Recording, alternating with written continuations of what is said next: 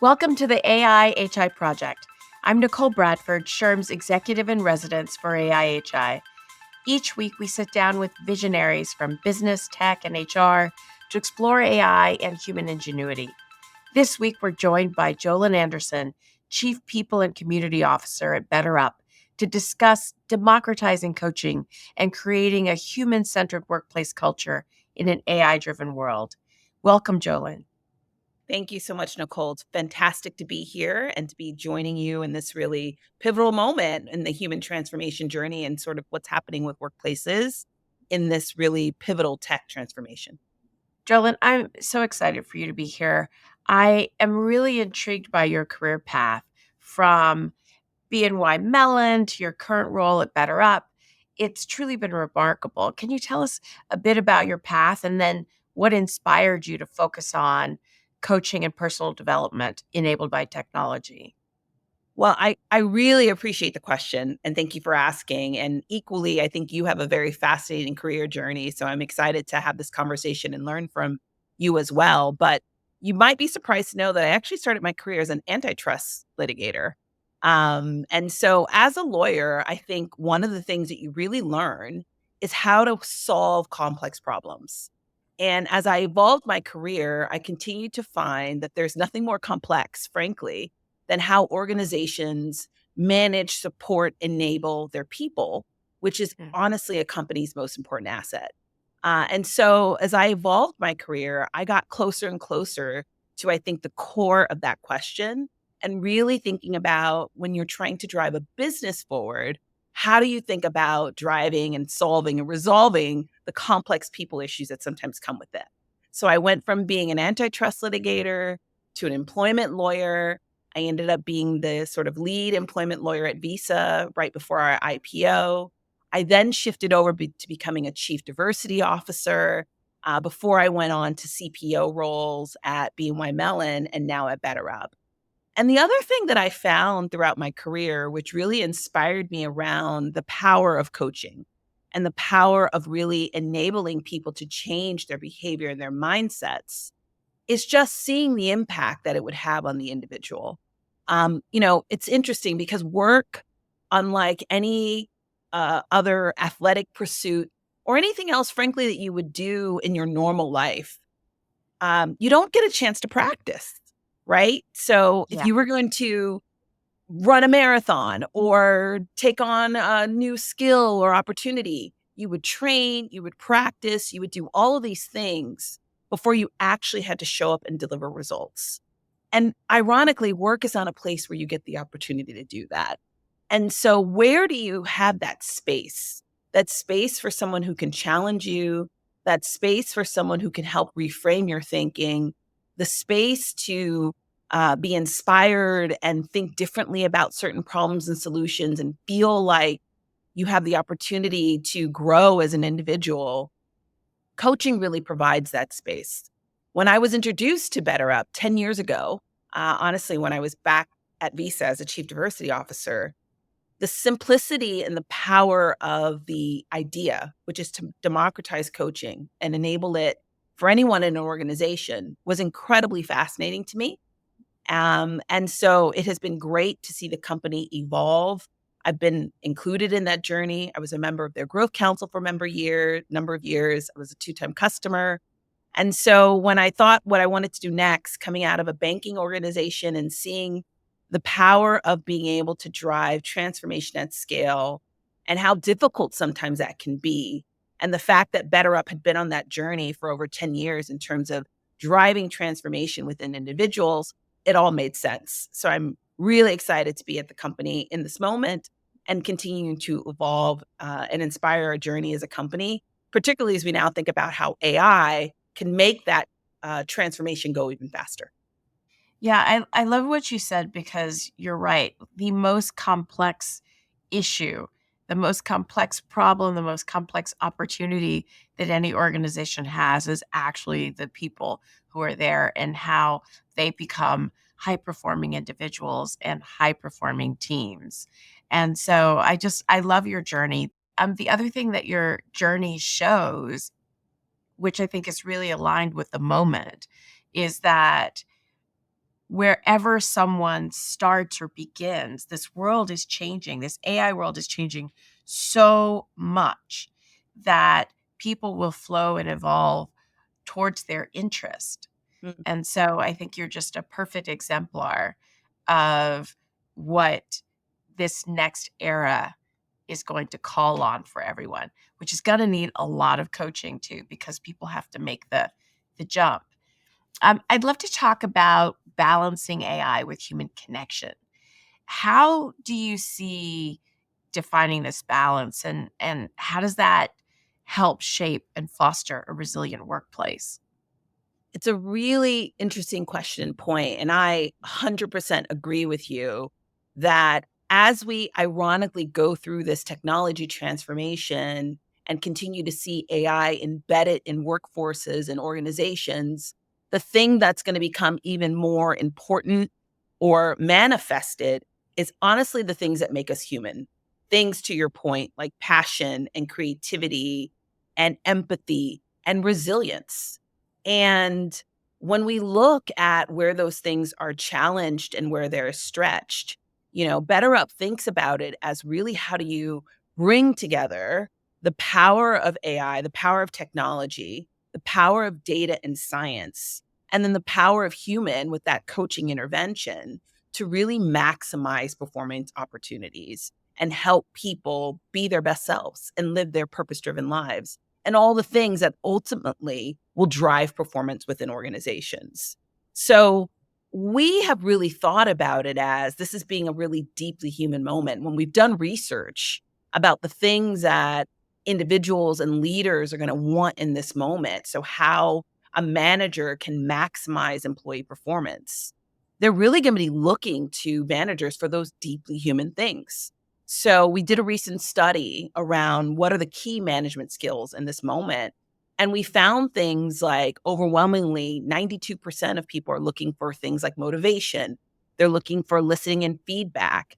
And they're preferring AI for more tactical things like tracking performance or managing deadlines. So this is a moment for us to really unpack and understand where do we amplify those deeply human skills that are going to be so needed and necessary and critical to helping unlock performance and enable our managers to really drive their best outcomes for people, and where are we really embedding the technology in ways that make sense for an organization. Yeah, something you said earlier when you were talking about how people don't really get to practice. I think what's so interesting about coaching inside of organizations is that a lot of the things that people need help with, like that little piece that they might not understand about how they impact someone, or how they form different connections. There's many skills that we kind of take for granted, and what we teach is the sort of the hard parts of the work without realizing that this other part, which is as important, also needs coaching, also needs development. And especially now with AI, one of the I love that we can talk research together. At SHRM, one of the things that we're doing is we're really looking at what are the determinants of success and failure in AI implementations, because everyone is doing it. And what we're finding is that HR, because they're the circulatory system of any organization, they they're involved in some way. In some organizations, they're leaders in it. In other organizations, they're in the room, and a part of the decision making function. And then in some organizations, they're working with the IT team on compliance around it.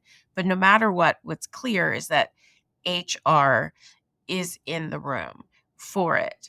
And so, as we're thinking about the determinants of success and failure with that, one of the things that is beginning to rise, because the other thing is that everybody is learning at the same time. Yeah, Everyone's learning how to do it at the same time. So the totally. cases are happening in real time. And in these real time cases, what we're seeing is that the elements that really make the difference, it's people, processes, and ways of working, is 70%. That's what BCG is warning their clients, that it's like that's what takes a successful implementation. So it really is all about the people. Like it's all about the people. So I agree with you.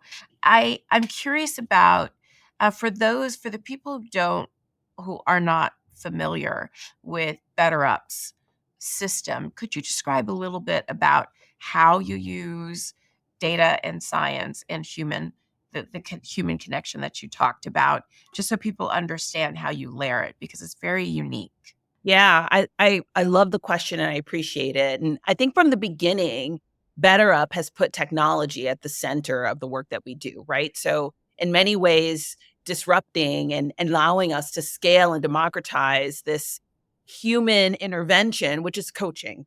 So I come from a place and time, and you may remember it as well, where that almost felt something that could not be deployed in mass ways to organizations because frankly it's extremely expensive, and it was only sort of the top layers of an organization that had the privilege of coaching. And I can tell you one of the things that was always fascinating for me, particularly as a former lawyer who used to do a lot of employment agreements and contracts, I would get to the end of these journeys of these negotiations with these executives, and they would always say, "Oh, by the way, I have a coach, and that's really important to my success as an organization. And I'm expecting that the organization will enable that, support that, provide me some opportunity to have my coach." And it was always so fascinating to me that I'm like, gosh, you're these C-suite individuals who believe so much in the power of the coaching that honestly it would become like a deal breaker in some instances. But yet, the everyday manager and individual didn't have access to that. And it's why it immediately made such sense to me with BetterUp. It's sort of saying, how do we enable technology, right? And build proprietary models that allows the delivery of that incredibly effective solution at scale. So through our whole person model, leveraging 360s, we've been shown to drive positive behavior change. On average, members who start their coaching journey show really, I mean, I'm almost somewhat embarrassed to say the data, but it's like hundreds, like 49% increase in things like resilience, 94% increase in things like strategic planning, 80% increase in social connection. So from the beginning, by leveraging the power of our tech to deploy these sort of models and then connect to a human coach, we've driven scale, which has been something that allows the coaching journey to be experienced by more people. Now you layer in AI and you think about what other things might you be able to do to allow those solutions to be even more effective. So we use advanced analytics to really focus on organizational mindsets and behaviors. We design AI enhanced coaching sessions. So on the coaching side as well, they love it because they can use those sort of analytics to deploy development plans, to analyze sessions, to think about how they engage with their coaching clients in a better way. We have models that have coach matching algorithms, so we can think about what your needs might be and then match you with the best person. We have things like, the daily dilemma, where we'll ask someone based on thousands and thousands of data and coaching sessions that we deploy to engage with our tool to think about how they might approach a certain situation. So all of these things that we've used and integrated to evolve the product not only increase our opportunity to deploy and deliver at scale, but it shows how it's leveraging AI to not only support the coach in the engagement and interaction with the individual, but also the person get better access to the right coach, get a better summary of the development plan that they might be pursuing, get automatically assigned certain resources post coaching sessions, but still have access to that human intervention, still have access to that person who can help them be there for those moments that make sense. So it's been really powerful to see how we've layered on these things to create the best solution and really enhance the coaching journey, which, as I mentioned, is incredibly powerful. Great. I want to go a little bit broader for a moment because we have a lot of people in our audience who are all around the world, and your clients too are all around the world. So, one of the things that I'd like to discuss with you is what makes an AI compatible culture. So you're, the head of community, and and you have a very unique to be the head of community at BetterUp. Means that you also have a unique vantage point, a lens into companies all around the world that are committed to the growth and development of their employees. So I'm really curious, like, what makes an AI compatible culture? It's a really great question, and I appreciate the recognition and acknowledgement of the fact that this needs to make sense really for everyone, right? Because if we're talking about things like democratizing access to the power of the solution, you have to think about how do you deploy it in every culture, every language. And we've certainly done a lot of work to do that. We have 4,000 coaches around the world. We can deliver services in over 20 different languages. But I think when I go back and look at what makes a difference for any organization, frankly, that's trying to deploy a new technology, a new solution, or a new learning intervention, it goes back to something that almost might sound analog in our conversation, but things like trust and belonging. So, trust and belonging continues to be really important cultural aspects that need to be present for any organization trying to implement new solutions and ensure that they are future proofed for what the next shift might be. And our research honestly has also found that the power and the importance of culture, of trust and belonging is equally important in an AI journey, because just as you were pointing out, in that human mode of being able to think about how you're going to accept and embrace this new technology, we've sort of thought about something called both a pilot and a passenger mindset, right? So pilots who are embracing this new technology, driving it forward, seeing the power of it, versus passengers who are less optimistic, they're more cautious, they're more resistant to the change. And pilots tend to have higher agency, higher resiliency, higher understanding of what this can do, and therefore they're open to it. And when you think about the things that can equally drive agency and resilience and belief, it goes back to trust and belonging. So I think those foundational cultural aspects that have always been needed in an organization to drive innovation are equally important to ensure that you have a culture that's ready to embrace AI. And how can coaching help shift an organization to a more pilot centered group? I feel like great question, Nicole. And you and I can just like do this on the road together forever. Because you can imagine what my answer is going to be, which is coaching is one of the most powerful interventions to help grow those things, to help grow agency and optimism. And we continue to see it in our data that when someone completes a journey, when they're working with the coach, when they're thinking about their own personal development, because it feels personalized, because it feels individualized, we see incredible growth in those areas.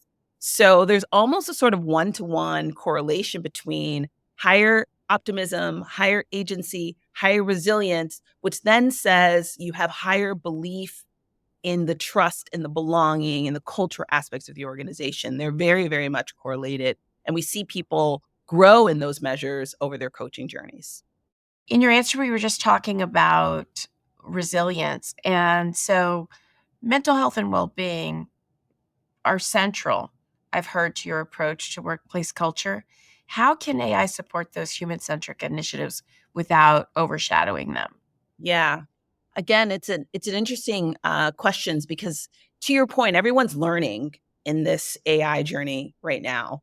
And because of the ecosystem that BetterUp has built, having access to information and researchers like yourself, and the studies that you're doing at SHRM and our science board, the thousands of coaching sessions that we deploy based on our work with customers and organizations around the world, and then our own sort of proprietary technology, we get to experiment and sort of play with how this is showing up and the ways it can continue to support mental health journeys for individuals, which is incredibly critical, as you said, to ensuring that you are unlocking performance honestly, and growing those things like optimism and resilience. So, we think that AI can provide really a personalized mental health and well-being support to anyone at nearly any point in their journey, as long as it's implemented thoughtfully. And I'm sure at some point we'll get into some of that. What does thoughtful implementation look like? And how much do you trust? And what's the ethics around all of this? I imagine you have a strong point of view on that. But, as long as you think about how you're implementing it, honestly, it's something that provides even more always on opportunities for people. And here's what I mean by that. When we kind of break down what types of things people want to talk to a human about versus what they'd like to talk to an AI agent about, we see distinct differences. We've asked people, right, about their interest in human and AI based coaching. And people tend to be more interested in human than AI coaching. Fair, but it's not a simple story. So if we ask if you had to choose between an AI coach and a human coach, the majority of people, 80%, want to talk to a human. But there are 20% who prefer AI. And that 20%, frankly, tends to be male, tends to be involved in technology. So there's a comfort level with the sort of anonymity that AI can provide in that moment. And for topics related to finance or salary negotiations or sort of day-to-day transactional opportunities, people prefer an AI coach. They want to talk to someone.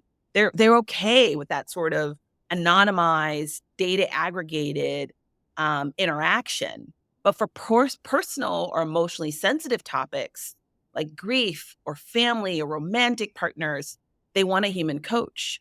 So I say all that to say, there's this really powerful moment when we're thinking about interventions and how do we really support people in their mental health journey, and being able to deploy the best solution in the best moment that are going to make people comfortable with having the conversation and engaging, and being able to catch people in the way that feels the most accessible to them, the most comfortable for them, the most aligned with what they want in that moment.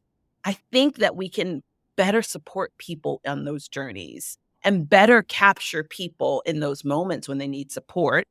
And by the way, when it's time for a human to intervene, be able to sort of deploy that as a solution as well. And I think that's the power of at least a solution like BetterUp, because we're the only sort of proprietary software out there that has this powerful human coaching network and the powerful AI component, and can kind of weave in and out of them in ways that make sense for people at the right moments in their journey. And that's exciting to me because it allows you to scale how you're just helping people. Right. Well, so for, around the world, people are thinking about coaching for their employees. What are some of the frameworks or principles that should guide them when they're thinking about integrating coaching of all kind, including AI-driven coaching? Like how should someone thinking about bringing coaching into their organization, what are the principles that should guide them? Yeah.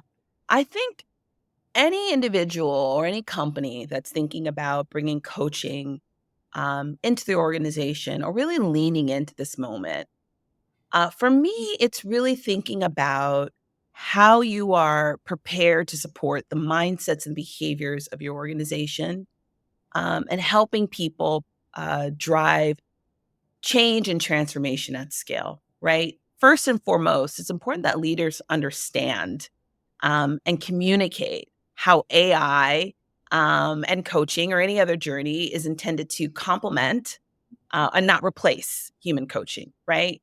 And really, we see that those who adopt a pilot mindset, they'll see the benefits. They'll see increased productivity, goal attainment, innovation, job satisfaction. So we know that the power of the solution, that it works. I also think that any organization who's thinking about deploying a coaching journey equally should be thinking about manager enablement. I probably imagine that you and I will both agree that that's continues to be the nirvana that we're all seeking in terms of how do we scale and enable managers to support their employees and their teams and their organizations in this moment. And yet it continues to be the toughest, most challenging job in an organization as managers are pressured with more, they're asked to do more with less. They're asked to be both individual contributors, experts in their field, but also leaders who are driving teams forward. They're asked to be more empathetic and in connection and attuned to the needs of their organization. And yet they're equally, again, being stretched and pulled in so many different directions. So there's this tension that Yeah, managers and are they living in. also are the ones that have to coach their Yes, teams into the AI era because correct. everybody has to change. Correct. So for me, that is the first thing I would be asking myself as an organization is how am I enabling? Right? We're talking a lot about the what. There's courses and training, and there's AI gurus being appointed, and there's technology councils. That's all really important to organizations thinking about their AI journey. Um, but with the advent of AI and beyond, what's the how? How am I enabling my managers, my teams to be ready, to be mindset ready for this moment? And that's where I think, again, partner solutions like BetterUp and otherwise can come to bear. But regardless of where you may lead from a solution point of view, the how is incredibly important, and organizations should not miss that moment and the need to layer that on to their solutions and their strategies. So, how do we measure success with coaching and then also coaching with AI? Like, how do we know that it's working if we're in an organization that's leaning into this journey? Well, I'll talk about it from a mindsets point of view, and then from the second point of view, I think to your point, it's still a journey. So let me take somewhat the easier question, and then we can both have the debate about what else. From a mindsets and behaviors point of view, having the data and the insights that tell you where you're growing more pilots, where you're having people embrace and feel agency and optimism and resilience and sort of be change ready, Mm. technology ready for this moment. We have the data that can tell us that, right? That's the power of the solution. That's the benefit of having these very bespoke, individualized, personal interventions that are giving you organizational insights, that are looking across, that are providing perspection for teams, and be able to fully measure the journey of just like, all right, your people were here from a resilience point of view, and now they're there, and you have clear data that can tell you the story. Now, on the other side, from like how an organization can declare AI success. To your point, as I talk to peers and colleagues, everyone's still really trying to figure that out. I'm not sure if there's a clear answer to that yet. Um, I think people are experimenting with the data. I think they're trying to figure out the right organizational model. Again, do you have like a head of AI or do you do something more democratized within organizations? If you're building your own agents because you're concerned about confidentiality and proprietary data and that sort of thing, how can you ensure that the data that you might be relying on to train these large language models is accurate and meaningful? How do you have the investments required to help drive the process change that you just mentioned and really deploy the solutions? How do you create the right engagement model with your teams? And then how do you know that your customers are ultimately benefiting, or your clients or your shareholders or your stakeholders, whatever the measurement might be for business success, are benefiting from the AI journey? Maybe ultimately, I think as we look at this over time, perhaps I imagine we'll see winners and losers measured by innovation, by stock price, by shareholder value, by how they've been able to keep up with this moment. By But I market think leadership by too. my exactly. Maybe those will ultimately be the metrics of success. But I think those will play out over time. And unfortunately, I think in this moment, a lot of people are focused more on efficiencies. So, how much efficiencies can I gain from deploying AI? But haven't necessarily figured out how to measure the other side of it, which is value added service. So I just think we're still in a moment. I think, No one actually knows. There's some there's some organizations that have done extraordinary things, that are well known. Walmart's transformation, Microsoft's transformation. There's smaller organizations that are doing amazing things, but everyone's still figuring it out. you're still figuring it out. And so the best thing, you can, no surprise that I think anyone can do to help enable and prepare them is to focus on your people so they're prepared to go with you on the journey. While we continue to figure out the what, this is an opportunity to really focus on the how and invest in your leadership, invest in your managers, make sure that they're not going to be the blockers to the Mm, change that you might ultimately need to see. great. Okay, so 5 years from now, what are some of the trends that you expect? What are some of the things that you think might happen as it relates to coaching and AI 5 years from now? Where are we? Oh, wow. Are we going to be in the world where, there's an ask whomever you want to call it? We've been experimenting with Dr. Marty Seligman, who's the founder of positive psychology, and thinking about, is he like a Jarvis in the Marvel movies, right? Of just like being able to kind of scout loud. How do I challenge this moment? How do I deal with that moment? Maybe not being in the perspective where I just said, where, you don't get to practice. Imagine the um, world where this is so um, part of the everyday interaction, so embedded in the how you do work, that you have that sort of side by side companion that you can ask in the moment about anything. Imagine that world. Will we be there in 5 years? I'm not sure. But I do continue to think that we will see a couple things. One, a shift in the value of the skills required in leaders. And really, as I said, that's going to be the focus on more deeply human things. Two, I think, as you alluded to, people continuing to pursue more creative, more passion driven, purpose driven work as we reassign day to day transactional task. And three, more embedding and interaction and this braiding in the same way that BetterUp has kind of approached it, of AI and human and tech kind of interflowing in a very seamless way in our everyday interactions. And hopefully, the power of that continues to scale, just making workplaces better, uh, people feeling more healthy, more resilient, and talent being more enabled across organizations. Great. And for our last question, what we like to leave the audience with is, I'm an HR leader. I'm considering coaching in the context of this AI world. What do I do tomorrow after listening to our conversation? Start. Start.